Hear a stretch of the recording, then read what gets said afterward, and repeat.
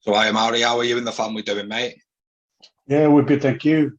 Kids, second week back at school since the long holiday. Yeah, everyone's all right, thank you. Oh, good, man. So before we get stuck into your rugby story, mate, where was home for you and who lived at home with you as a kid? Home for me is Samoa. I grew up there. I was born in Mototua Hospital, which is the main hospital for the country. And at the age of 11, my dad had a job in a prison compound. We moved in there, and houses were allocated for police warden. So my dad was there from 91 to 2006. So Right. I grew most of my life in there, and it was a good experience for me to see all the wasted life opportunity of other people's that that done crime and bad things, but it was a good learning. I can imagine so, mate. It's a harsh, dose of reality for such a young fella, isn't it? It is. I mean, my dad always say that if I get naughty, he can easily put me in there. But yeah, there's only three of us. I'm the eldest of the family, and then my sister, she's the second to just a year younger than me, and then a younger brother. He's 9 years younger than me. Right. So you had to set the tone from early doors, mate. It is. I mean, growing up, we didn't have much, but it's one of the things that the oldest child, you want to do good things for the family, provide for mom and dad, and so for your siblings as well. So I grew up dreaming.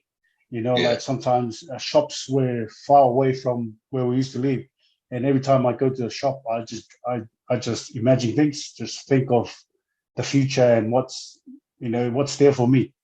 Yeah. No, I imagine everything felt so far away back then, and we'll touch on things in it soon, like what you've achieved, and like dreams probably couldn't even do that for you, could they? It's just some career you've had, mate. So how was you introduced to rugby?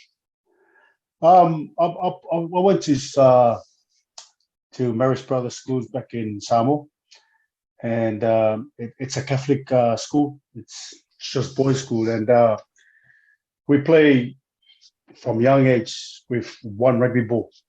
Like they're different. Like there's a juniors, like the midgets, the juniors, and then the seniors. Right. And everyone's allocated a rugby ball to play with. So we were from when I was in year one, which is about 5-year-old, and we play with rugby ball.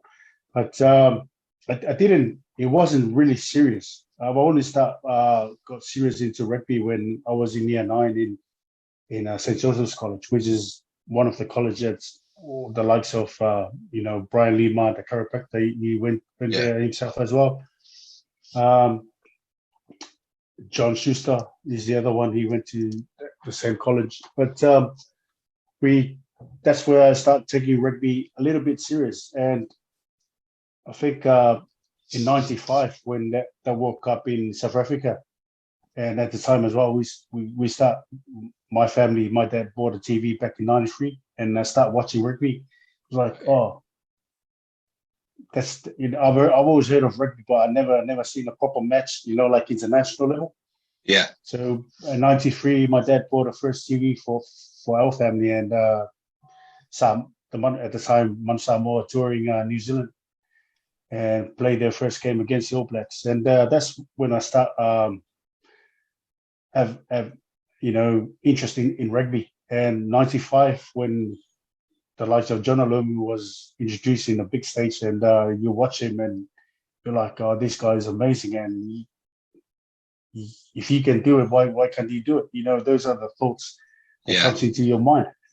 Yeah, no, that's it. And obviously the telly's broadened your horizon. You might know a little bit about rugby, but not onto the showcase and the level it was at. And obviously that opens doors for you and ambitions for you then, mate, doesn't it?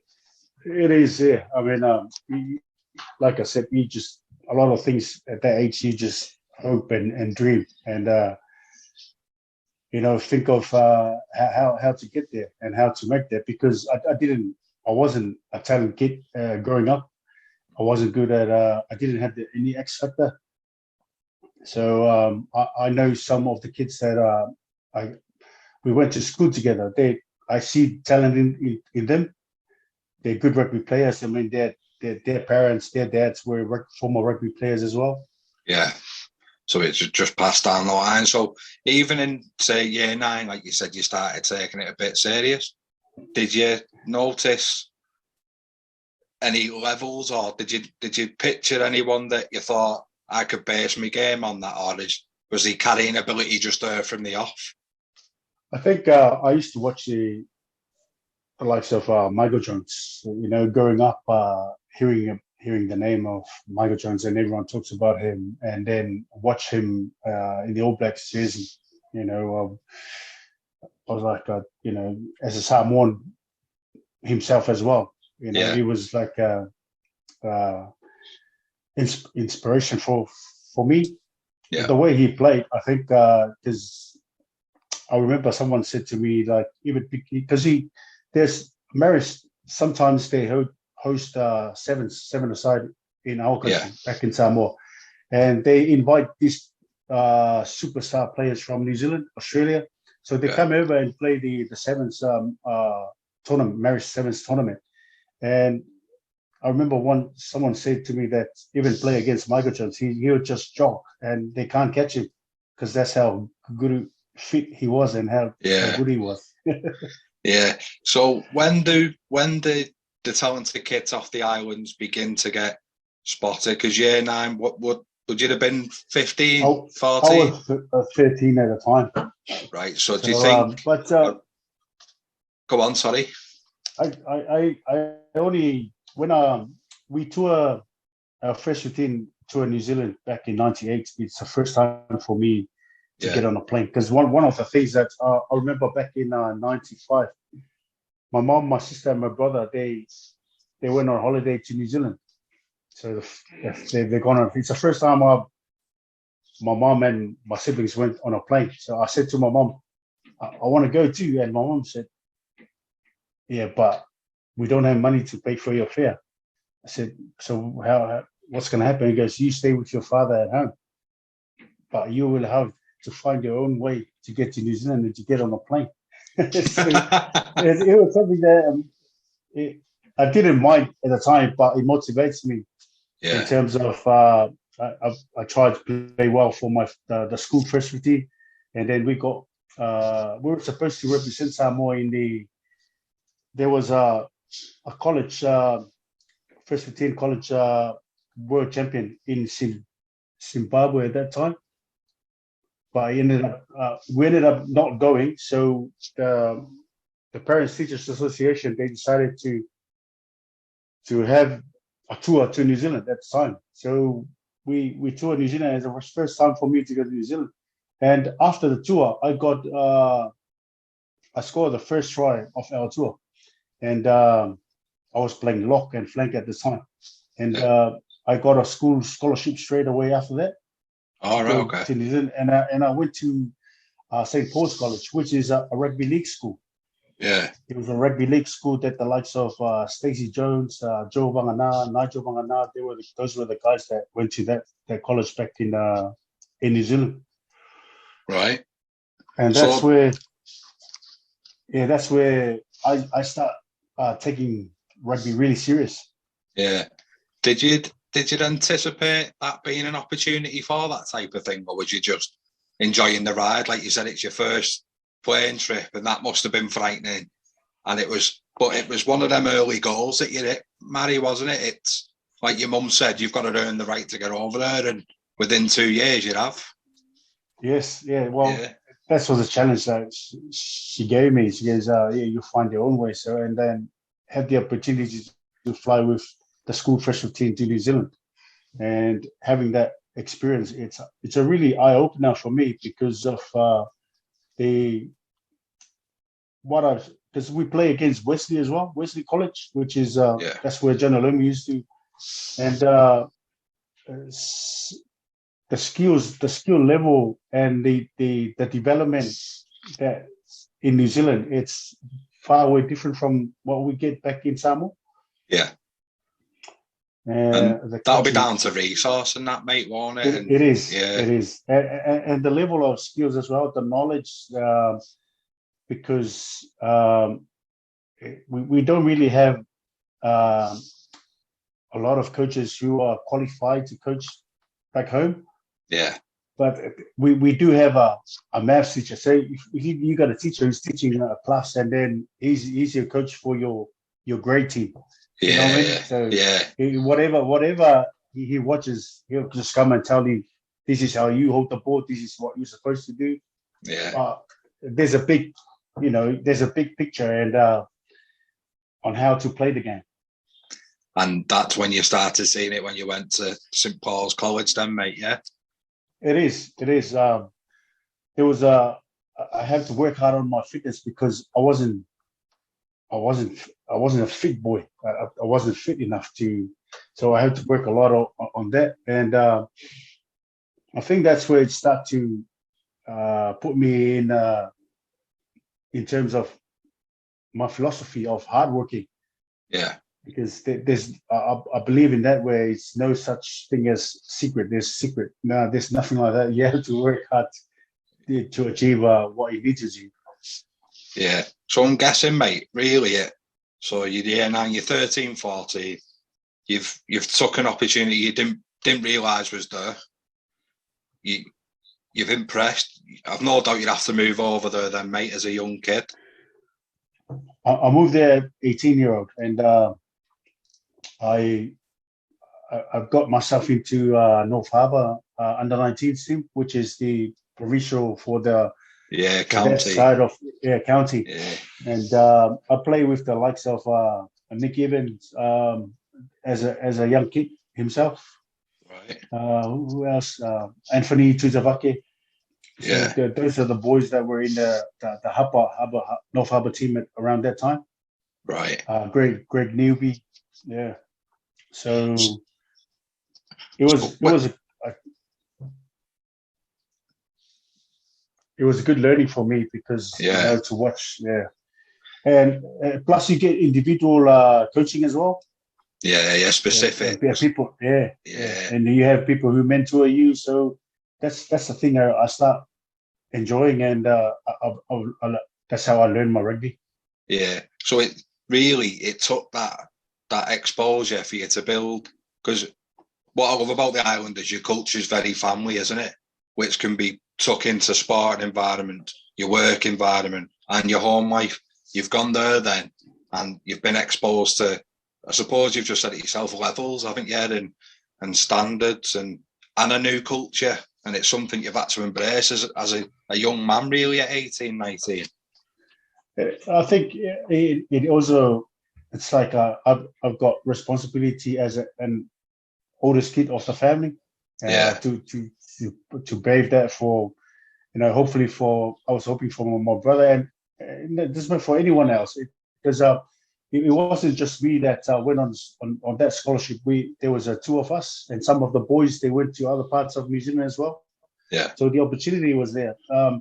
Even the likes of Chris Masoi himself, he came through the same system like myself, and he ended up playing for the All Blacks. But it was eye-opener for me, and the opportunity was there, and I just took it with both hands. Yeah, mate, you certainly did. So when you've gone from school rugby to St Peter's College, or St Paul's College, sorry. St Paul's. Yeah, apologies. How did you find the standard? Was it a lot better? It was with St Paul's, the standard of rugby union, it's not as high as the rugby league. Right. And was it something you enjoyed, both courts at your stage? I played both coats for the school, and at the end of the year, I won the Player of the Year for the for rugby union and player of the year for rugby league. Yeah, whitewash the awards, mate. Yes, but I think that's where I took interest because the St. Paul's was always few rugby union players, but a lot of rugby league players they attend St. Paul's College. Yeah, and then obviously from there to North Harbour, is the standard much of a jump there? It is. Yeah. It was. I don't know if you know Charlie McAllister. It's Luke McAllister's dad. He used to play for Oldham. He was the one that he came across from the bridge and took me over to North Harbour and he said, "Come over and play for me down at North Harbour," which is the opportunity that was there for me, and it helps. I took it as a opportunity to help with my rugby. Yeah. So position-wise, as at that age in rugby league, you'd have been playing where, mate? I was still prop. I was playing prop. Yeah. And then you were playing back row, second row in Union. I was playing. Yeah. Yeah. I think as a kid, just come from Samoa, like I said, I didn't have I was just strong at carrying the ball, and it helps with the school team, and I just enjoy it. Yeah. So is that part of the game? Or I was going to say, you've just said it yourself, but even at a young age, because certainly, like we'll touch on soon, when you got better and better, your ball carrying is something you look like you enjoy, but not only that, you carried with real intent and purpose. Is that something you've had from being a kid? No. As a kid, I was really scared of contact. Really? You wouldn't think I didn't like it. I think, like I mentioned before, at school, school play with, the juniors play rugby ball, the intermediates play with their own rugby ball. And I think the other day, there's always parts of the field that for the young kids to play with. And one of the senior guys, their ball got bounced into our area. And when he came over and grabbed it, but they were still playing and someone was chasing him. And he accidentally bumped into me.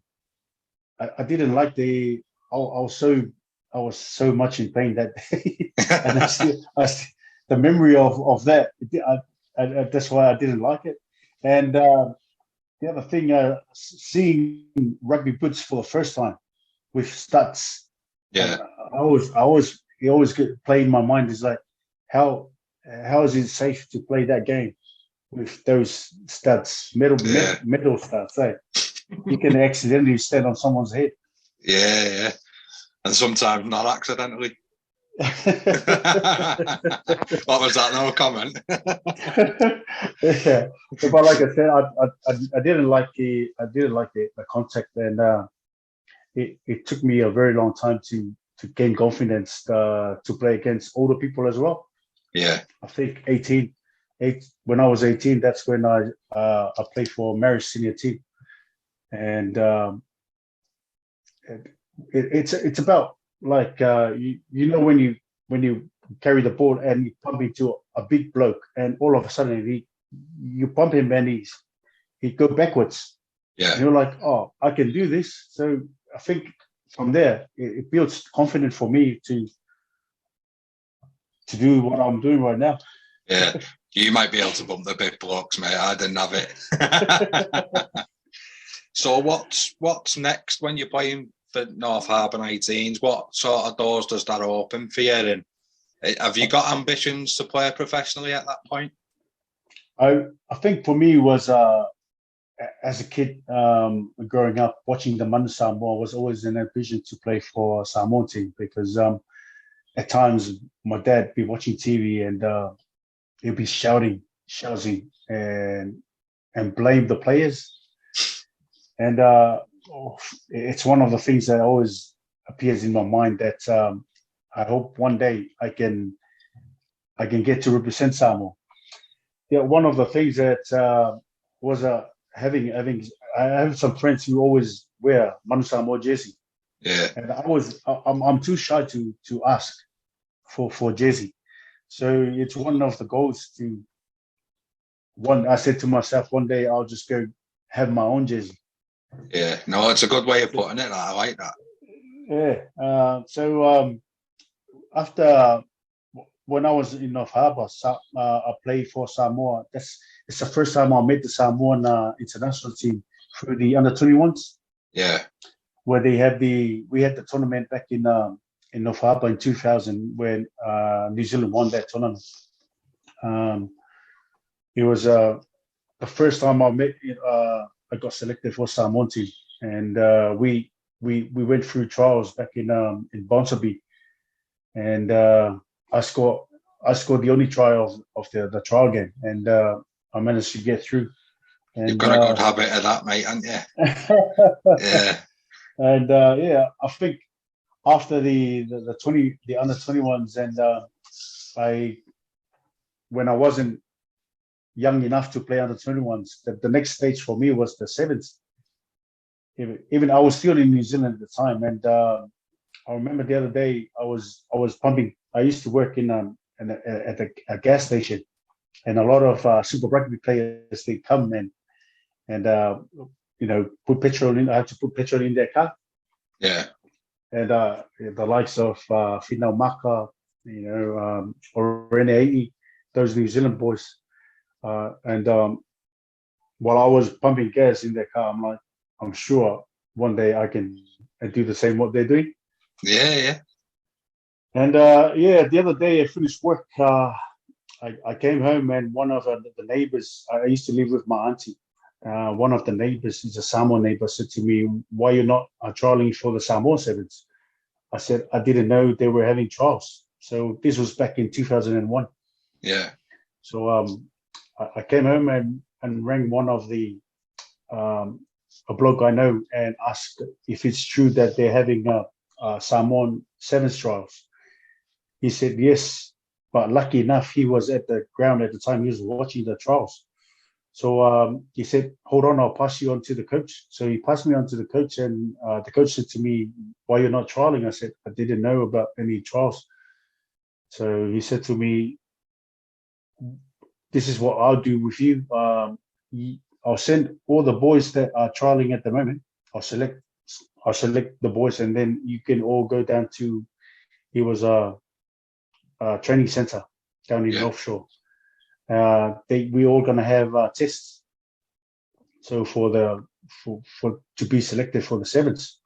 So not just to get picked from the sevens, but we have to go do testing. So if we're good enough, pass the test, we can get on the plane and go, selected for the sevens. So I said to him, "Yeah, I can do that." I was happy. I was happy to do that. I turned up at the test, and I've got the best out of everyone. So it was good that I was still training. And yeah, it was just meant to be, wasn't it? That it is. Things just start falling into places from there. But like I said, it's all through hard work. You still train hard and always think about this dream that I was dreaming of becoming a professional rugby player. Yeah, I just think it's now you wouldn't imagine of Samoans having to trial to get into a sevens, would you?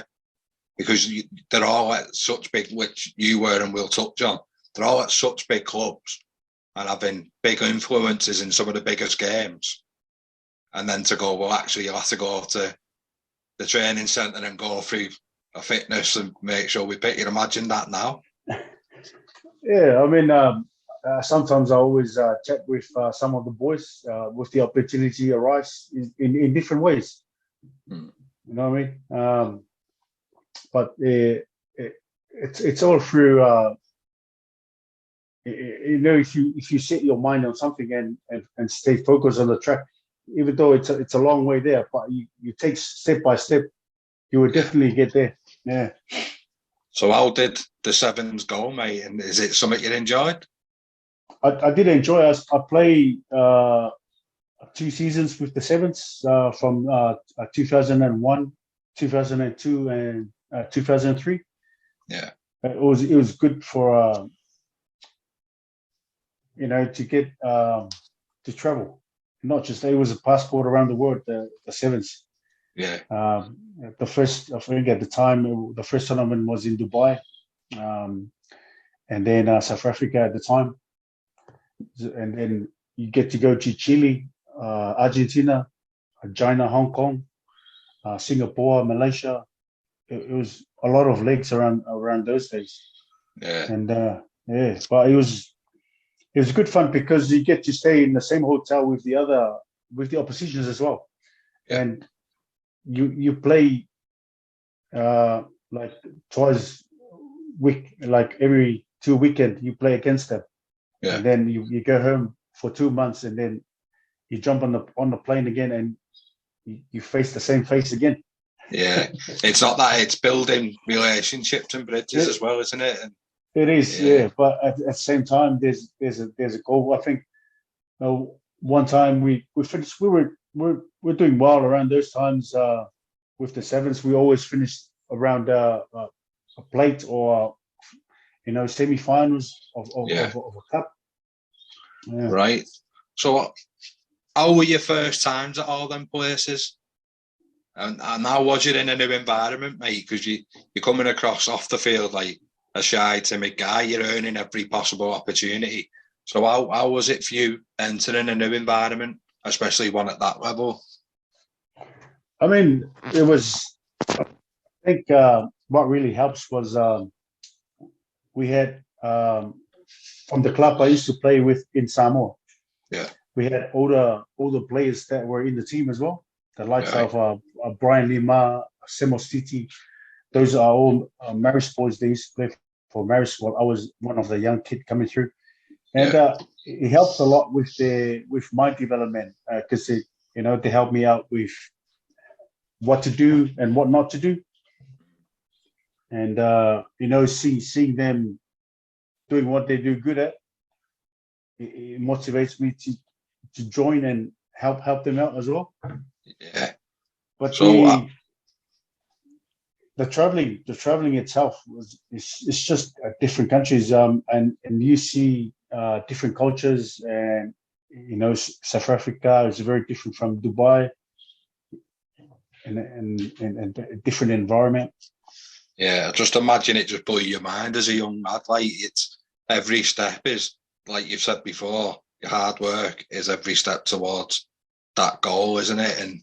But you're managing to tick boxes off on a map while you're doing it, which is something I imagine out of this world for a lad from the islands and that. It's because as much as having a dream and ambitions there, Maurie, it's still, you've said it, hard work, but it's still difficult to get there, mate, isn't there? There's so many obstacles, and it's like, if it's not homesickness, it's you look after your family. If it's not your family, some of it's your villages and your towns rely on you, and then it's your religion, it's your culture that you try and take with you might not fit certain countries.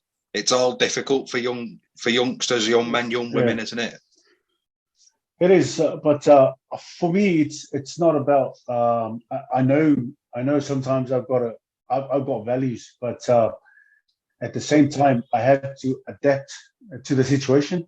Yeah. And knowing what challenges are there. Coming here to UK was the biggest one for me because it was enough going to New Zealand. We didn't have to. The house, my auntie's house, we didn't have heaters. Yeah. So I have a blanket, and it was enough. But to come here, the guy that came with Dominic Fernati, he said, we go buy duvet. I said, why do we need that? He said, it's cold. I said, I thought a sheet is enough. Yeah. It's going to get cold. But it's worse because we arrive in the winter time, and it goes dark around 3:30. Yeah. That's around Jenny. And and the light doesn't come on until the sun doesn't come out until like 8 o'clock, almost 9 o'clock, especially in the winter time. Yeah. But those are the obstacles that you have to go past it to achieve what you need to achieve. And it's doable. Yeah, no, that's it, mate. Again, it's just a little obstacle that thankfully you're overcome. But so was that club that you talk about at home? I don't want to insult anyone with the way I announce it, but would that be Tower Happier, would it? That is wrong. That and I'm Tola sorry, mate. that's okay, because Tola it was only established and invented when I was already over here. But I used to play for Marist. Yeah. Marist is in Samoa at the time. I used to play there. It's almost like from the other side of town. So you go east to west. Right. So the main town is up here, and all the teams on the east side, they go under that up here. Oh, okay. Yeah. And all the teams on the west side, they go under up here west. Right, buddy, I could have kicked some off then. Could have got myself in trouble. Up here west, but I used to play for Marist, but the up here west is almost like Lancashire type of team. Yeah, right. So that's the district team, and I only play once for that team because like I said, I came straight from New Zealand, played the sevens, and we just keep going at it. You play sevens from in 2001. I played sevens from December until March, around March in 2002. Right. But then I got picked for the 15s straight after from the sevens. So I didn't really play a lot of local rugby with up here west, but it's just apart from that, I play a lot of rugby with Marist, especially within the sevens when we play sevens. So we'll touch on the 15s now then, mate, and World Cup year as well. So how's that sort of event? Because we'll touch on a rugby league one later, and I don't want to compare them, but it's a generic question, isn't it? What they're like compared to each other. But how was playing in a World Cup? My first, I was so excited in my first year. I got into the Samoan team through trials. Yeah. We have to trial to get into the World Cup, but I was lucky enough to make my debut against South Africa in Pretoria in 2002. And even though we got South Africa got a big score up against us, but it was a good learning for me as well as a youngster. And then for the World Cup, in 2003 we camped. Our camp starts in Perth, Western Australia, and it was exciting times. You know, the atmosphere is very different treatment compared to when you go on tour alone. Yeah. I mean, you almost get a VIP sort of treatment with the World Rugby. You get to fly business class. Everything is all. Get your feet up in your dressing gown. Yeah, I mean you get well treated, or boys get well treated within the World Rugby World Cup environment. Yeah, so we'll go back to your debut then, if that's all right. How do you remember being told you were playing? What was the week building up to that like for you? And did any of the family manage to get out and watch, or was it on the telly? It was on the telly. Like I said, it was played in Pretoria, 2002, and we had the likes of in our team. We had the likes of Freddie Tulangi, those old bodies and old boys around the time, and they help out. Henry Tulangi was there as well, but. I was even though I was nervous till now, even though I played for Westpac, I get nervous, before, like, you never get rid of that. I think that's a good thing though, isn't it? Yeah. Yeah. You can't underestimate people because you never know what's going to happen. So you always have that worried feeling. But to play against South Africa in a big stadium in Pretoria, it was just amazing. From the time singing the national anthem and think, man, I can't believe I'm here now. Yeah. If you know what I mean. Yeah. I've done it. I've got my own. I'm wearing my own jersey. That's it. Yeah. I achieved what I've dreamed of. I wonder what your dad was shouting at you on the telly. Yeah, but it was exciting. Yeah. Yeah, I can imagine, mate. I can imagine. But did you ever feel like overwhelmed by it, or did you just thrive in that? Because I've no doubt there's pressure there. Yeah, I mean, I wasn't. I'm not someone to always. It's always like for me, rugby is a sport, and I don't get really. I don't know how to say it, but I don't get too cocky about it. Yeah, if you know what I mean. It's almost like as a young kid growing up, I listen to some people and their stories, and I'm like, oh, it's almost like he's telling a movie. Yeah, and I'm always shy of that. Yeah, but I get the excitement of when you get on the field, play and do my thing, as long as I contribute and help out to the team and get the result that we want. And but I think it's something that when I was in St. Helens, I start to pick that up as well. Yeah, because the Saints is almost like you win. It's almost like when we lost the game, people ask what happened there. It's almost like it's almost like a question. Why did you do well? Yeah.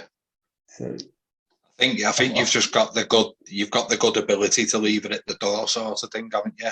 It is, yeah. I always it's not something that I'll come and watch my videos, but I'll never, because really talk about it. Yeah, because worse things happen than losing a game, mate, don't they? You've not got out to do it. It happens sometimes. It's just enough. Yeah. They can just be the better team on the day, can't they? It happens.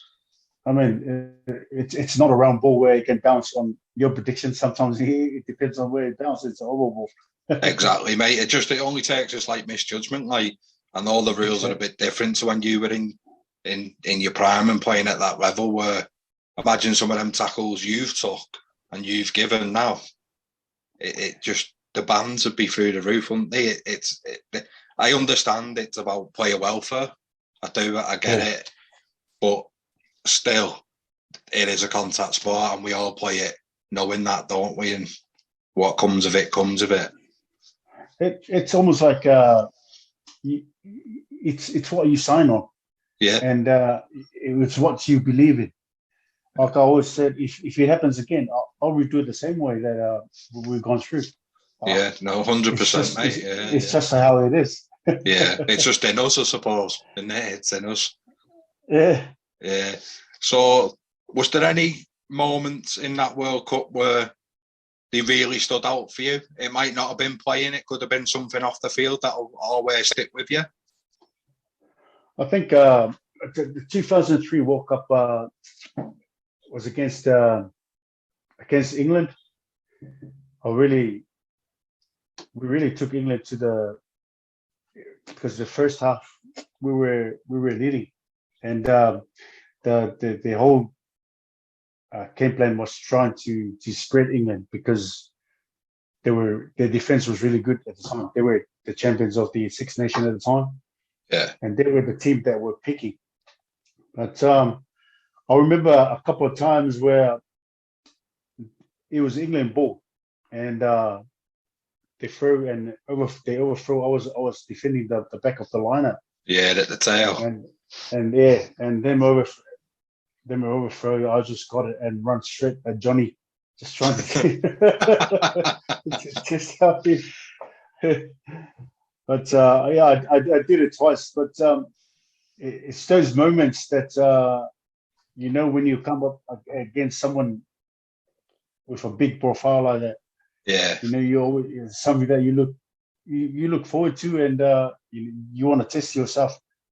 Knowing Johnny is a big tackler. He can, even though he's 10, but he can tackle himself.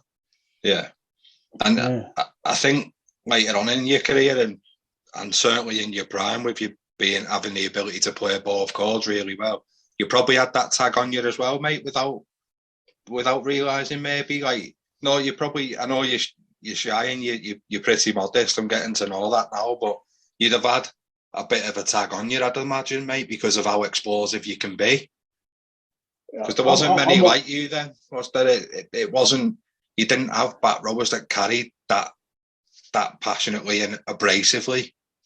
Yeah, I think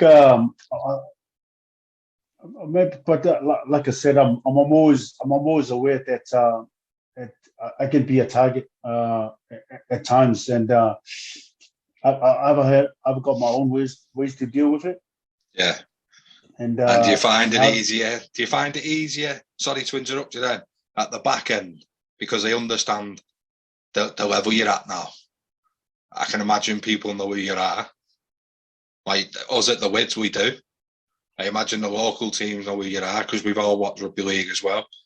It should have really been a question I left till later, but while we're on it, if you don't mind, how do you protect yourself now? Do you have to like smile and just let them know that you know the number, give them a wink, and I'll see you in a bit? Or I guess sometimes it depends on where we at, and I'm very aware of, especially with these the level that I'm playing at the moment. We only have the referee, and last year I got suspended for 5 weeks. Right. Someone poked me in the eye, and I didn't like that. But it's the first time I've done something like that. Right. Well, so you're just self-defense, mate, and I realized when I did what I did, it was wrong. I shouldn't be doing it. I should be. It's one of the things. Even though I'm not playing at the high level, but I still gotta give the good name of the sport. Yeah. And so I think this season I'm trying. I just concentrate on playing well, but I can try to help out as much as I can with Westpac in what we're about. Yeah. I know teams are aware of who I am, but my focus is in our team and what we're trying to achieve. No, I get that, mate. Yeah, what you're meant to do if someone's going to gouge you, isn't it? No, I know you're laughing, mate. I'm not asking you to say, "Oh no, whack him" or whatever, but I'm just saying, like, what are you meant to do if they're going to push them limits to that extent? Because that's as far. That's up there with biting, isn't it? It's up there with anything like that. You can't just take it, mate. You've got to look after yourself. For me, I don't mind tough players. Tough players that they play hard. They don't care if you get hit. You keep coming. But if someone's play, like they go into a game and thinking of the dirty side of it, the dirty side of the sport. It's not really good, because you could really injure some young kid who really wants to prove himself. Yeah. Because what I see down in this league, there's potential of a lot of kids that can go further and with their career. Yeah. It's just try and find their feet and help them out as well. No, that's it, mate. So, and obviously the West Park spell we'll talk about later on, if that's okay. So, on the back of that World Cup, mate, the Saints move comes around, doesn't it? So, how does that happen? How do you be approached, and why Saints? And did you know much about Saints at the time? I know about St Helens through Freddie Tulangi and Apollo Perlini and Villa. So those boys that. Especially Freddie, because when Freddie comes home because he's a Marist boys as well. He brought him. He'll bring in his photos and things like that. We put it in the clubhouse. Yeah. I remember coming here in 2002 to play the Commonwealth Games in 2002, and we got tickets to go watch St Helens in Wigan. Okay, him then, yeah. That was in August. Right. And we watched the game, and I'm like, it's just, it's. I think it's my first live professional rugby league I watched. Yeah. And not knowing that the following year I joined them. Yeah. In 2003. How it comes about was I think Ian Millwood saw me on in the 2003 World Cup, and they approached me straight away. What about coming to rugby league? I never thought of being approached by a rugby league team during the World Cup, because I set myself a goal that if I get into the World Cup team, I have to get myself in the starting position to get a better chance of getting a contract. Yeah, being the shop window sort of thing. Yes. Yeah. So that was my goal, and thankfully I managed to start all the 4 games that year, and with a bit of a good performance, and hope that someone will approach me. Yeah. And then but sorry to interrupt, was you initially thinking of the Premiership, or would you have anything? Yeah, Premiership, or even France. Yeah. I wasn't thinking of rugby league. And I remember talking to Ian Millwood and Apollo Berlini. Yeah. And said, would you fancy coming to St. Helens?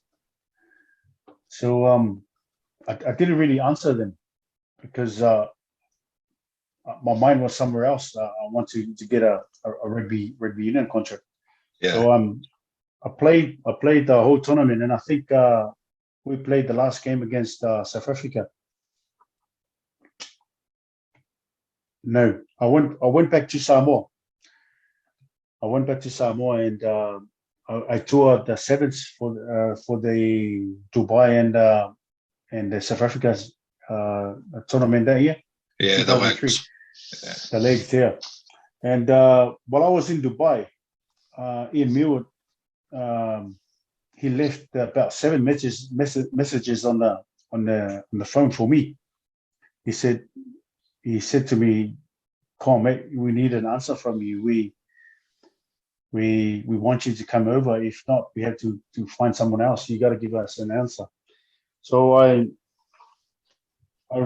rang him back and said, "No, he just when about to leave the room again, the phone went off again, and I answered, it was him."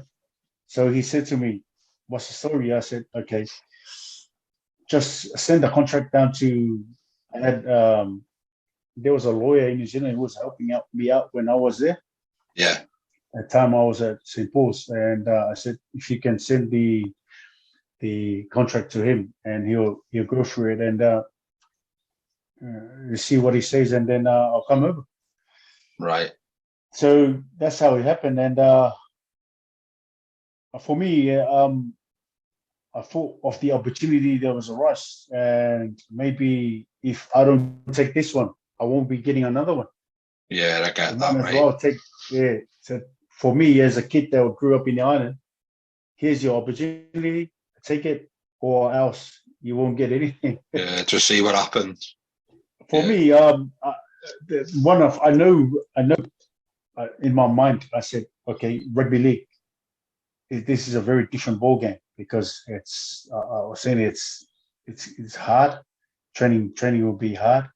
Yeah. But it will be a good challenge. So my ambition was to come play 2 years of rugby league, and hopefully to go back to rugby union for the 2007 World Cup.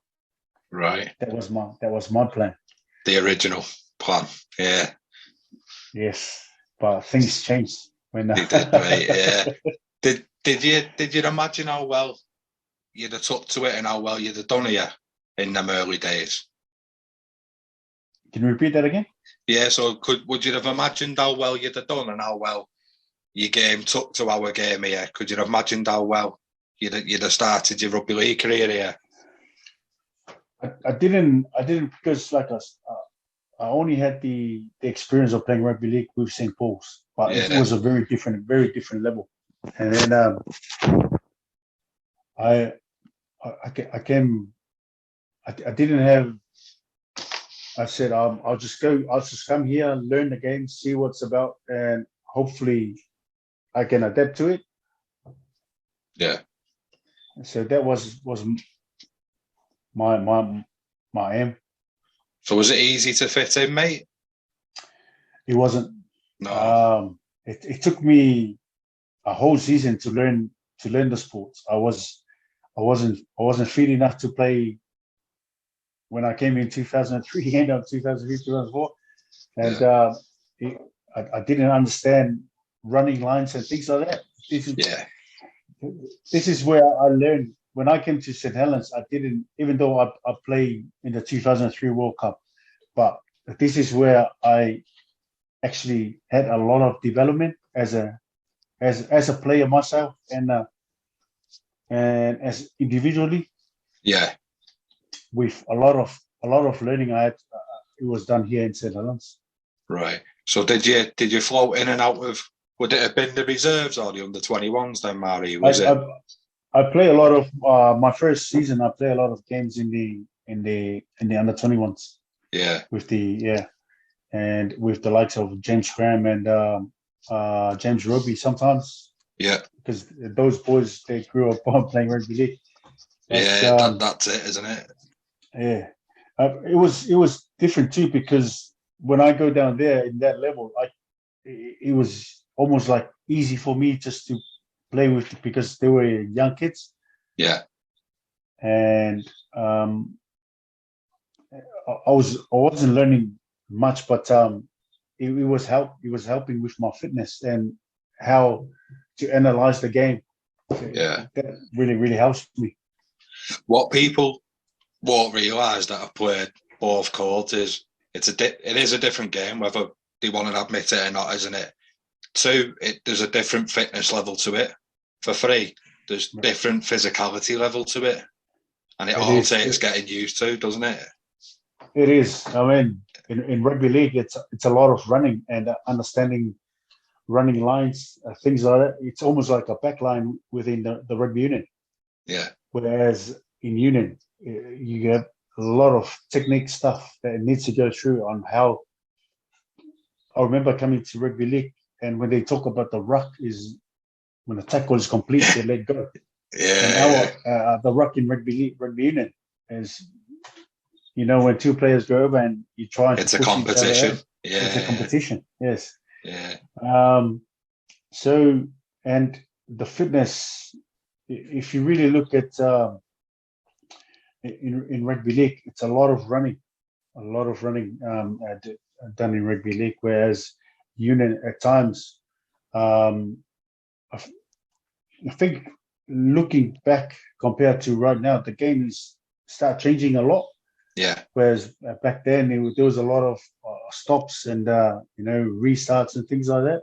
Yeah. We kick the ball out, we can just walk to the line out or jump. It depends on how us dictate the game. The pace, that's it. And for listeners and watchers that might not understand, in union we were both pack men, so there's a lot of not so big contacts in a very little space, isn't there? There isn't the shuttle running sort of thing. It's in your face, but not as physical an awful lot. Where with rugby league, we'd hug the middle third, mate, wouldn't we? But it's not a 2 meter carry. It's not a 2 meter tackle. That's it, mate. It's a different fitness. Yeah, I remember going after St. Helens, and I went down to, because even going back to rugby union, I had to relearn the game again. Yeah. And I used to play in the A levels that play on Monday nights. And I remember my first game was against London Irish. I was so used to rugby league, just people, I get hit on the top. Yeah. And after that game, I couldn't. my quads were really sore because everyone just dropping me. Chopping, yeah. No, that's adjusting your game again, mate, isn't it? It's all of that, like getting your arms free again, I suppose, for offloads and stuff. But it is. I can imagine, yeah, it was tricky. So if we rewind a little bit, mate, you've been involved in plenty of finals, plenty of big games. There's a couple of moments we'll talk about because they're big on YouTube, if that's all right, and then we'll touch on your finals. So you mentioned you went to a Saints Wigan derby when you were at the Commonwealth. Was Dom with you then? And that's why he kicked that fight off, didn't he, Dom Fianati? He gets away with that, Dom, as well, doesn't he? No, he wasn't there. He wasn't Right. in a Commonwealth team. But yeah. He gets away with starting that, Dom. Because a lot of the boys said, you start that fight. I said, no, it's not me, it's Dominic. It's Dom, yeah. Dom, it's Wildy, doesn't he? And then it's when it all goes off. But, and the other one, mate, is there's a famous collision in the Leeds Saints game in 09, I think. 07. Was it 07 that with Bailey? Yeah. And I think that's a good example of where we talk about the difference in the physicality, mate, isn't it? And that's when you were starting to hit real supremacy and dominance in the middle of the field, wasn't it? So how were them big games when you're on the telly and that? How do you? Is that just another game for you? The big games? Are you good at that? I mean, it is. It's a little bit different compared to the league because there's a lot of preparation going into it and a lot of new plays that coaches, they always have their some new plays under their sleeves, and it's almost like a game where you shouldn't be making mistakes. I always said to myself, I don't want to be the one that the missed tackle ends and causes the team to score a try. Yeah. To get that win, or someone who drops the ball, little things like that. Those are my own personal goals when when play the game. Sometimes it's frustrating when you don't achieve them goals. But final is a very, very different game compared to a normal league game. Yeah. And there's a buzz around it. Everyone's so excited, and it is it's a must-win game. You're always going with your you get nervous, but it's a good type of feeling. Yeah. No. So when you're playing them finals, then how. Are you someone that keeps, so I ask everyone this, mate, are you someone that keeps little memorabilia? Are you someone that, would you have kept your early jerseys? Would you have kept final jerseys or programmes or out like that? I do. I don't really do that. But I'll get my 2006 the Challenge Cup one and the Super League one. Yeah. When we won the triple that year. Apart from that, I'm not someone who go big on those things like that. Yeah. Yeah. Right. So how did you find the build up to a final then? Because you played in plenty. You as much as everyone says it, and it's like a cliched media handbook thing. It's just another game. I imagine it isn't. So the build up to how's the build up to a game, and how are you on the day of a big game? When there's, I think you got to go through your preparation. Start straight after the semi-final, right? And if you're going to the final, it's a big week, not just yourself as a team, but big whatever the environment you're in, St. Helens, Harlequins, or wherever I played, and you always. Sometimes I'm for that week. I'll sit on that day. If it's Monday, I'll think right ahead. Next Monday, I goes how I'm gonna feel next Monday. Yeah. Those are the thoughts that come into my head, and we go through sometimes it's almost like not so much of a hard training, just to go through some plays and what we will get done throughout for the game. Yeah, just like unopposed and that, mate. Yeah, it is. Yeah, yeah. Just so you've done all your hard work at that point, I imagine. So it's just about recovery and looking after your bodies, your minds, and and make sure you eat right. You're trying to get in what you need to get for the energy of the day, the game day, and get as much sleep as you can. Yeah. So how did you find playing it at Old Trafford? Is it something you enjoyed? The crowd, the fireworks? Most of the time the weather's not great, is it? It's October, no. So, yeah, I mean, I think that the first time you get so excited, and because listening to ex-players the likes of Kieran Cunningham, Paul Scolford, and what's all about. Paul Willens, those are the guys who've been there and done everything.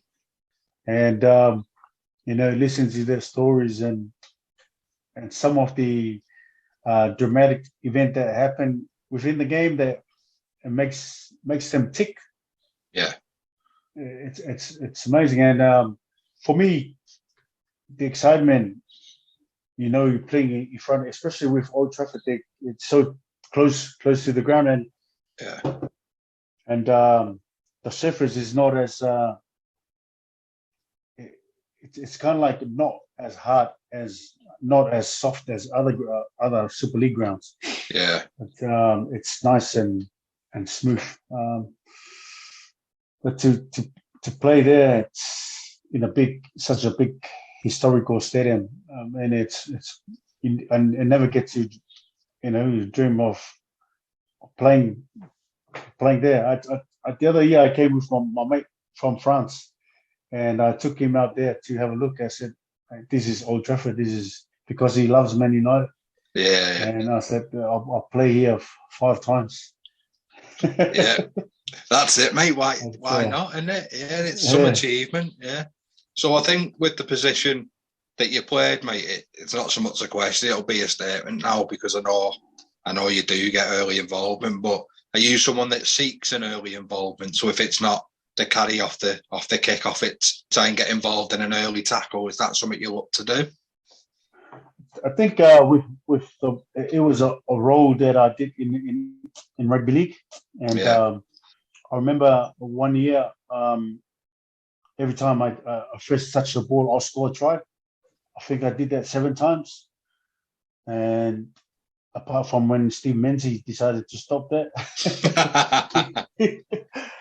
But it is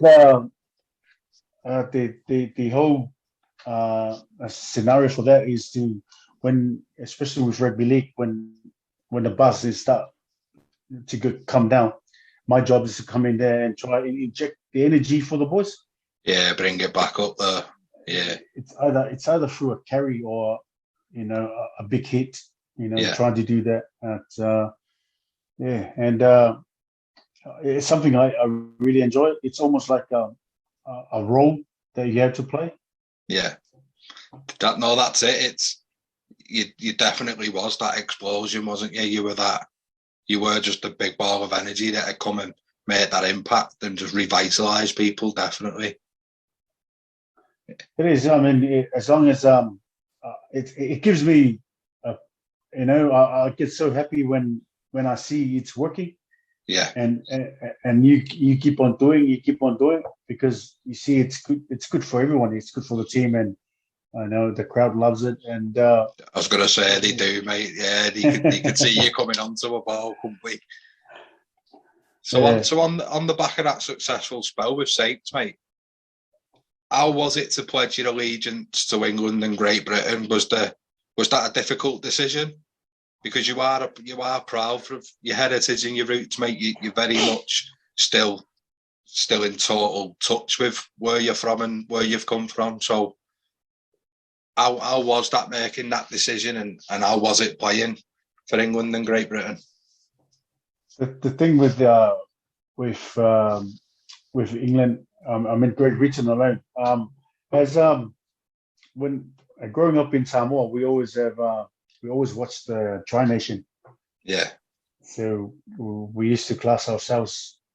There's two Form 6 in the school, and we used to go against each other, and we imagine ourselves that we're playing against, like as a Tri Nation tournament.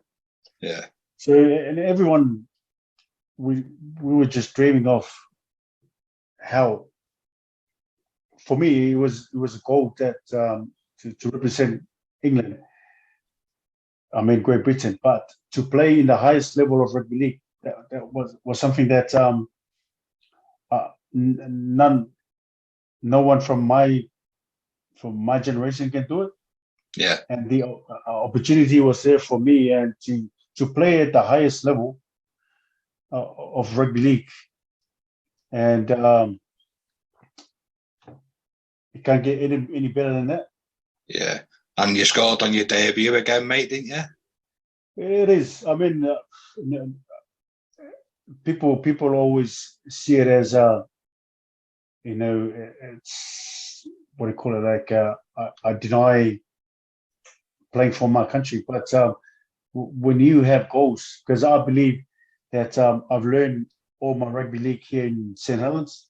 Yeah. And I just want to prove that I can get to the highest level of rugby league at international stage.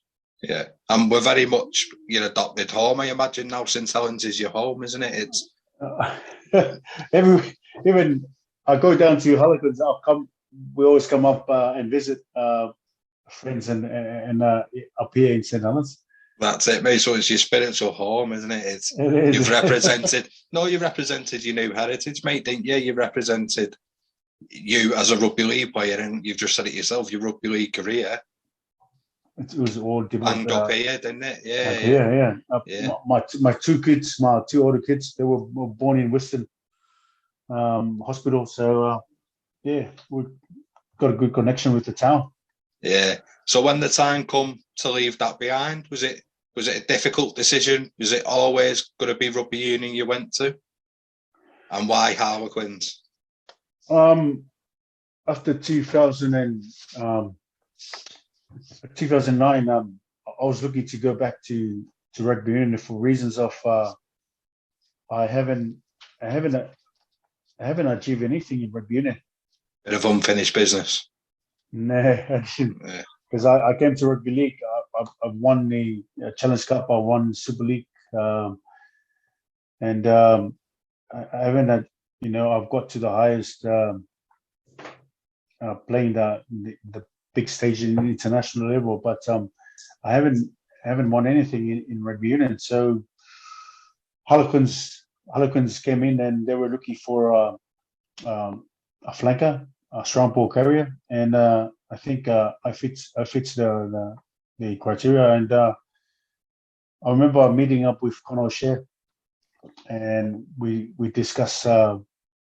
He asked me that question: well, you're 30-year-old. Why do you want to come back to rugby union? I said, Conor, I won medals with rugby league. I haven't won any medals with rugby union, which was my original sport. Mm. He said, "You'll do me." That's basically what he said, mate, isn't it? Yeah. Yeah, I mean, I went down there halfway in October 2010, and at the time they were playing the Challenge Cup, the Amlin. Yeah. At the time they were playing the Amlin tournament. And, so for listeners and viewers, that's second tier European, isn't it? That's a second tier. Yeah. Yes. When I went there, I didn't go straight into the team, so I had to re-coach myself again on how to play rugby union, on how to lift in lineouts, cleaning rocks, scrums and the roles of a flanker. My opportunity came over when some of the boys went to the England camp for the Six Nation. Yeah. And that year we won the Emlyn that year in 2010-2011 season. Right. So how was the big occasion playing in that final? Again, I'm sorry to have to compare them, but how was it? Because whether we like it or not in rugby league, it's just not got the global appeal that Union has at the minute, and it didn't have then, did it? Yeah, it's a very different. You got the rugby union. It's very it's global sport. We got countries like in France and Japan. It's also developed a lot in USA. Yeah. But I think the European tournament is one of the best tournament I played in, where you get to travel around Europe as well. Yeah. You get to go to Italy, Ireland, France, and play some big games. I mean, big teams. Yeah. And you've noticed, what I've noticed is that you almost can see why France got their own different method of breeding players, and then you got the UK, the Premiership, and how they want to play the game. So it's very, very different. You go to France, you got some big body players. Like they love big props, big ball carrier, big boys, and it's the first time I've noticed some other countries around Europe. They've got players who are playing like people like from Czech Republic. They're all in there play rugby as well. You hardly hear anyone play in the Premiership from those countries. No, the Russias and places like that, isn't it? Georgia and I think from a fan's perspective, mate, which we'll touch on soon because you had a spell in France, but it's very much like set piece dominated in it. It's a bit of a slugfest, and it's whoever's willing to give a little bit in that arm wrestle. Where when you're playing in Premiership, if you're not willing to go from touchline to touchline, you'll struggle, won't you? Like you said, you're learning all the time because you're readapting. But not only did you win the Challenge Cup, mate, you won the Premiership, didn't you? And it's a massive achievement, yeah. It is. It's one of the best goals to achieve as a rugby player, and especially in England itself, with to win that. I remember coming back from the World Cup. We finished in the pool game, and coming back for 2011, the boys were already doing well at the time. I think that year we went unbeaten for 13 or something like that, 11 games. They were doing well, and we just came in, all the boys that went to the World Cup, and help our team to go, and we managed to get into the playoffs. Yeah. And we play Northampton at home at the Stoop, and it was almost we almost gave away that game. Yeah. It was in the semi-finals, especially in the Premiership. It's a very different ball game. Even Northampton, they came in. Northampton, they have a big pack, and they really push us towards the end. And lucky we managed to score. Joel Myler scored that last try next to the post and got us across the road. Well, that's the thing. So for viewers and listeners again that might not know, when Harlequins make the big dance, they walk there, don't they? Because it's literally 5 minutes down the road. Yeah. So how is it when that walk comes on? Because all your fans follow you basically and welcome you into Twickenham, don't they? How is that? It's another different experience as well. Having everyone standing there clapping you, and present the guard of honor for us to walk to the stoop is unbelievable, and it gives you those exciting nerves, especially before the kickoff. Yeah.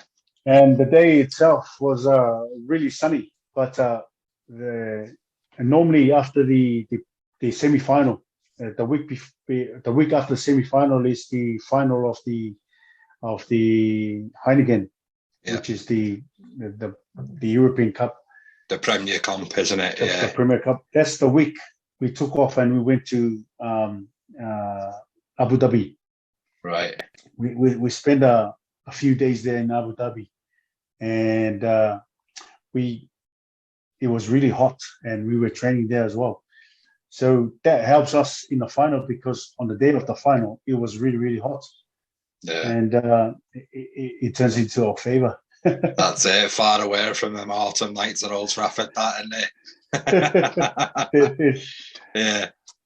So what the fans won't realise, Maurie, is them trips, as much as you're training and that, mate, it's the stuff off the field that puts you in a good position when it tough gets going on the field, isn't it? It's them bonding sessions that break down them barriers and build relationships. It is. You gotta have a positive mindset in everything you do. I'm someone like if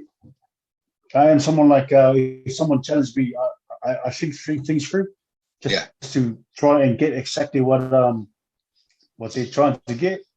Yeah. And those are the things that, like I always say, I don't go into an environment and say, this is who I am.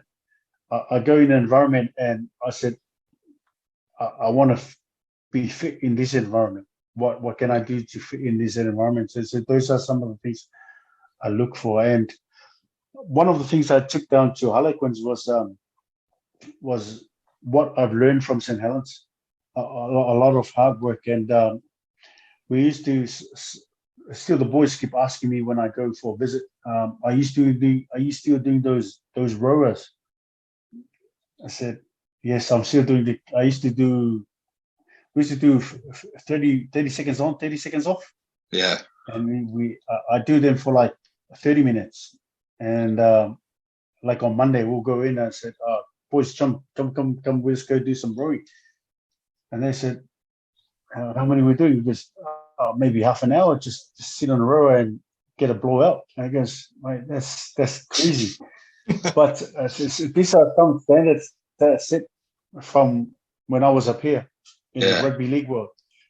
I took it with me down at Harlequins, and the boys see it, and it helps. It helps with team bonding and things like that, because they said, one of the boys said, you're a very different Samoan. Not all the Samoans are like that. I said, because all the Samoans, we know that they don't really want to do extras. But I believe in what I've been doing, and it's been working for me. And exactly, I continue on doing it. Yeah, no, so you're enhancing a culture. Not only are you buying into theirs, but they begin to buy into yours, and the rest is history. Yeah. So, does that encourage you to seek a new environment, and hence to move to France with Onyx? And how does that come about? The other day, in France was one of the boys said to me, well, I was injured back in 2013, and one of the boys said, what do you want to do next year? Harlequins was still interested in me before I went to France, but the opportunity in France was really good. Yeah. So, for multiple reasons, mate. Oh, it is. Let's not beat around the bush. They look after you with money, but the culture's great. It's money, but the culture is, because I know some of the boys from Samoan team, they're already in France. They said it's a very different lifestyle over here compared to England. Yeah. I always had the ambition of going to France to finish off my rugby. And yes, it's a very different culture. Where Oya now is a little small town that produce plastic all around Europe, and it consists of about 22,000. The population is about 22,000 people. Right. It's in a valley, and they always say it's the best time to rob the town is when everyone goes to the restaurant. The rugby's on. Yeah, but it is a great little town, and how I got there was through one of the boys that played with one of my mates. He was a player coach for Erna at the time, and right. Yeah, just say he got me over, and my first season there, they were in the top 14 at the time when I signed for them, and they managed to stay in the top 14 by 1 point. Right. On the season of 2013, 2014. So I went over there in 2014, and we went all the way, and we lost in the quarterfinals against Toulouse. Right. Well, a powerhouse, isn't it, mate? It's yes, a very but it's a proud little town. They're proud of the rugby, and it's a different atmosphere with the supporters too. Yeah. In France. No, well, it's raucous, isn't it? They let you know that they're, don't they? Yeah. So, I've spoken to lads that are playing in France for Catalans and Toulouse currently, and I'm walking around. They're very much allowed to be who they want to be. Where I imagine here, it's photos, autographs. It's a little bit. It can be a little bit interfering, to put it nice. So how did you find it being Maurie Faasavalu out there instead of being the rugby player, being a celebrity, basically, isn't it, in your local area? How is it being able to just be you? I mean, just like I always put myself as when I was back in Samoa. I was a normal kid growing up with ambitions, and it's still the same. With the personality I have, and with the career that I have, and the profession that I was in, I always have the respect for the fans, because at the end of the day, they're the ones that pay for your wages. Yeah, so no, that's right. Yeah, they deserve to get everything from, like, I always spend time with them, just have a chat with them, and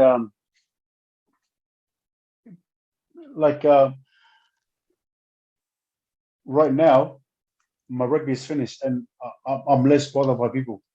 Yeah. But if I always believe that I was there in that period of time, at some stage in your life, it would be finished. You move along, and the other group come along.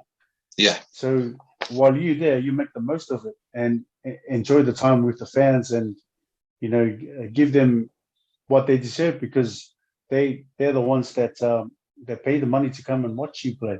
So. Yeah. No, I like that. It's a nice attitude, because I suppose you're not at the forefront of the weekend for very long, are you? Like you said, if you're not there for a year or two, you're soon regenerated by someone else, aren't you? And exactly, I get that. Yeah, I bet you were heroes when you made the quarterfinals, though, weren't you? I bet the atmosphere around the town was brilliant. It's the first time they got to the highest, because normally the club is always, at the moment, they're down in the Pro D2, which is like the championship level over here. Yeah. But when I was there, that's the first time they've got into the higher, the business end. The business end of the year, and people were great. Some people, like, after the game, the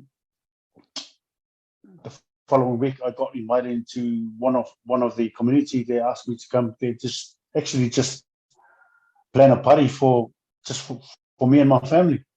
So that's how that's really nice, isn't it? Yeah, it is. It's a bit Really bizarre. nice. Yeah.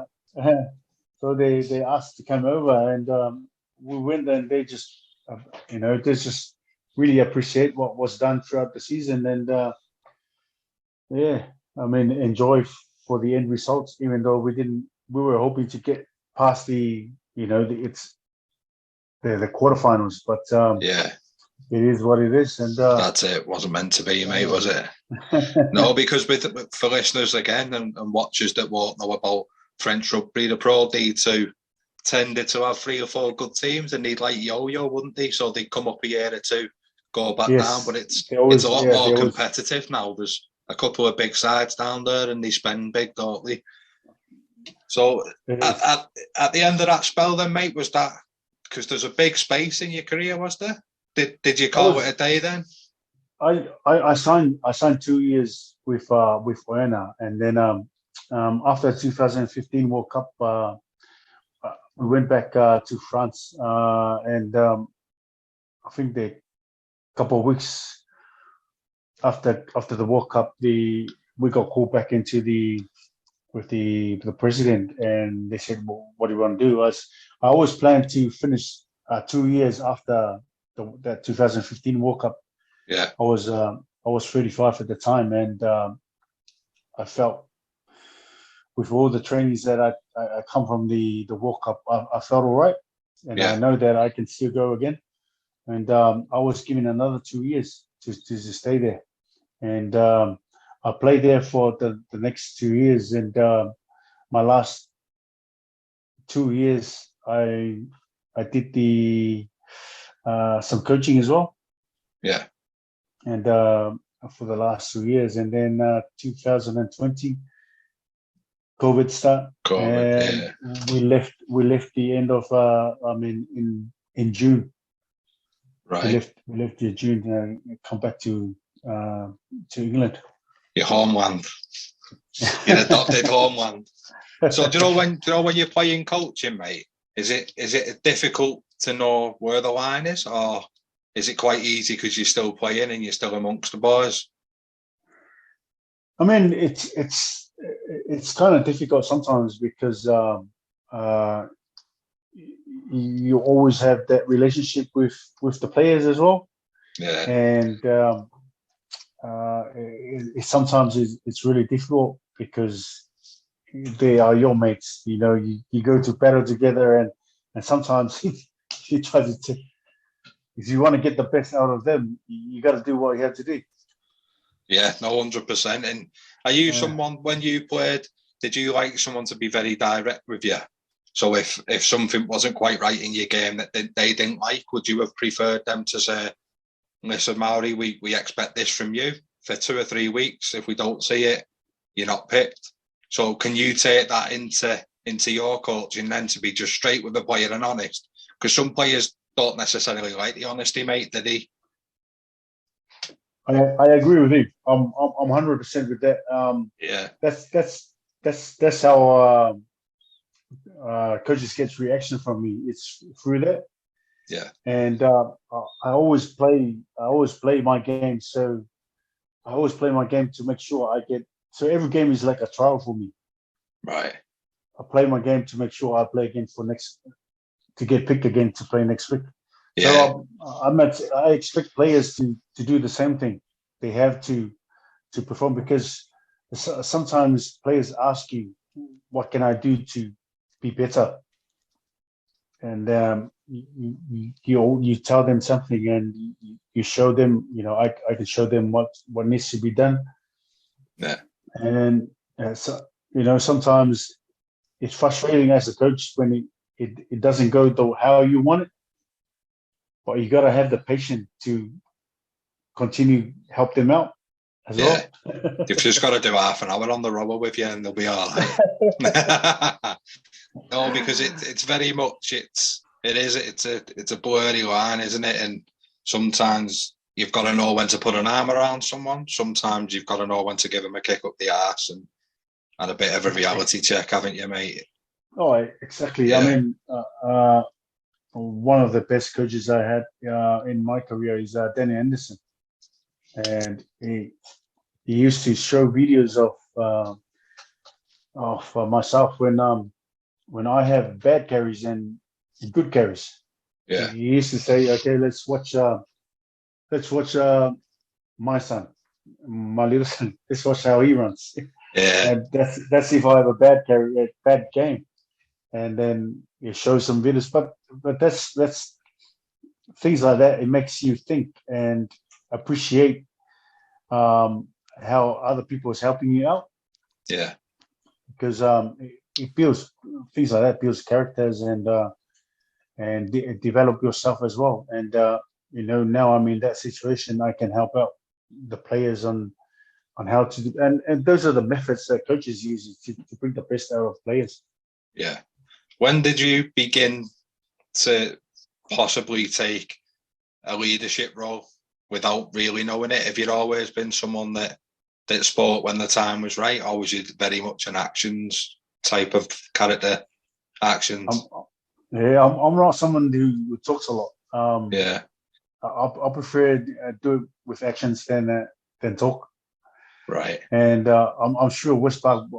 I don't really say anything. Until they. Sometimes I'll say it. Yeah. Sometimes I'll say something when it needs to be said, but otherwise, it's best to do it with action.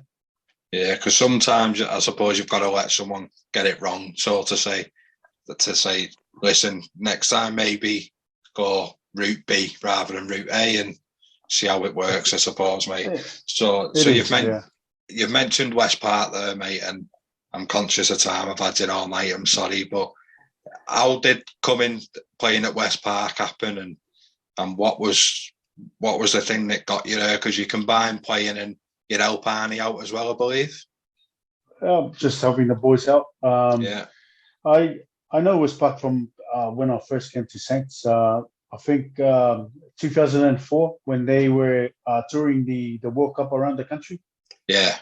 They had it in West Park, and we got invited down to West Park to have a feel of it. Yeah. It was the closest that we can to the cup. It was the closest thing that we get to.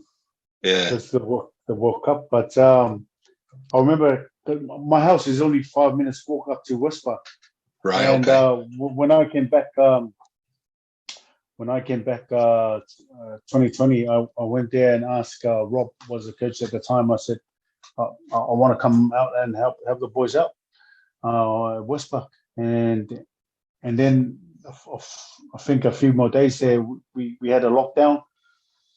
And then last year in June last year, he asked me if I want to come and help out. So I went down to West Park and started helping out the boys, do some coaching, and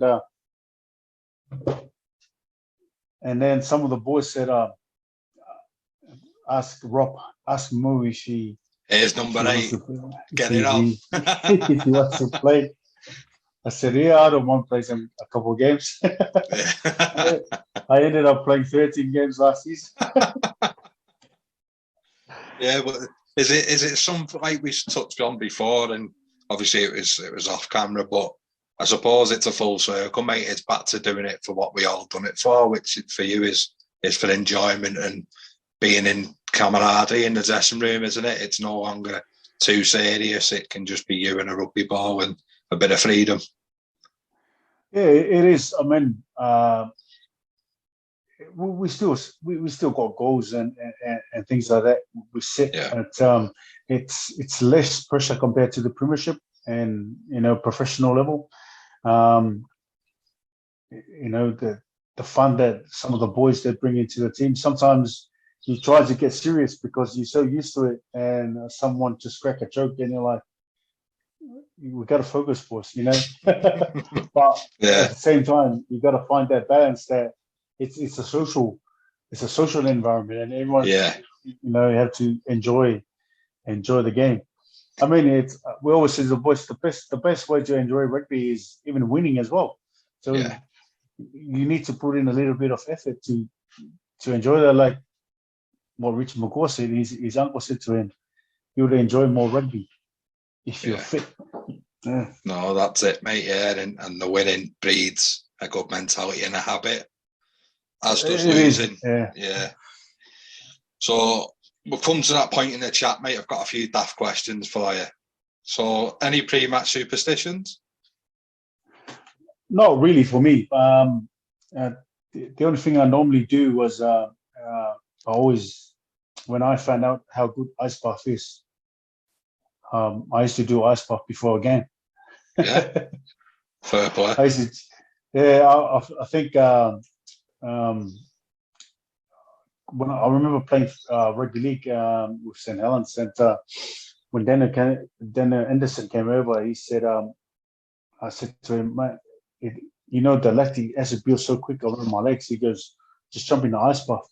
And when I start discover how good it is, like if it makes my legs feel so light, I used to sit in ice bath for like 30 minutes, and I used to fill up my bag, the black bag of ice from the club, and I was just bring it home and put it in the top and jump in it. What are you, mate? What are you? But like I said, if it does work, continue on doing it. Yeah. And it works for me. Sometimes it's good to play in big stadiums like Twickenham, because there's ice bath straight there. Yeah. So you just jump in for like 10 minutes and then you jump out and get ready for the game. That's it. You go to Wakefield and there's nothing in one peg. They were my words, not yours, mate. No offence to Wakefield fans. So the toughest player you've played with and against. So the definition of tough, mate, is very different to everybody, isn't it? It is. You say a tough. Everyone's got their own character and what they're good at. But I remember, I don't know if you know Josh Silva. Yeah. Josh Silva, he's Fijian and he's a winger. He's short and stocky, and I try and put a shot on him, and he always give me a dislocated shoulder because he was that solid. Yeah. He can't when he's running. He's not just stocky and short, but his quads are like really massive. His legs are massive. Yeah. So I tried to put a shot on him. I started from the top and I slid all the way down to his feet. Just holding on to laces. Just holding trying to grab the leg. But, I think he's. But then you got different players who are superstars of the game itself, and they're just smart and know the game really well. Yeah. So your favourite away ground? I think for me, I didn't really have a favorite away grounds, or I like home. Like if I play at home, I like it, but I didn't mind. I always try to picture the home ground when we go away. Yeah, you know what I mean? Yeah, like a comfort to take with you, isn't it? Home from home. Yeah, it's like a comfort zone. So you go to a away ground and you feel a different buzz, but you always look at where your crowd is and try to visualize that home ground and try and play the game. Right, mate. So say you'd had a few beers and you're with the boys, mate, and the microphone ends up in your hand. What are you giving us? What's the go-to karaoke song? Funny say that, but I'm not someone who really drinks that. Yeah, you'll have to just be a backing singer. I don't really do any karaoke with the boys. When I only have a few drinks with the boys after the season. Throughout the season, I'll never have a drink. All right, okay. It was something that I always do throughout my career. Yeah. And for me, like I said, it was the opportunity that arose, and I look at beer as something that it's not good for my career. Yeah, and I've learned a lot from my father as well, because my dad he loves his drink. Right. Yeah. And it was something that I didn't want to get involved with. Yeah, no, I respect that. So anything that could have potentially caused the damage to the career was put to the side, wasn't it? Yeah. But any time, if the boys ask me to sing a song, I'll just crack on the Samoan song. That's the one, isn't it? Clever, mate, clever. So, if you can and you're willing to, mate, a 1 to 13 or a 1 to 15, if you're happy to do that.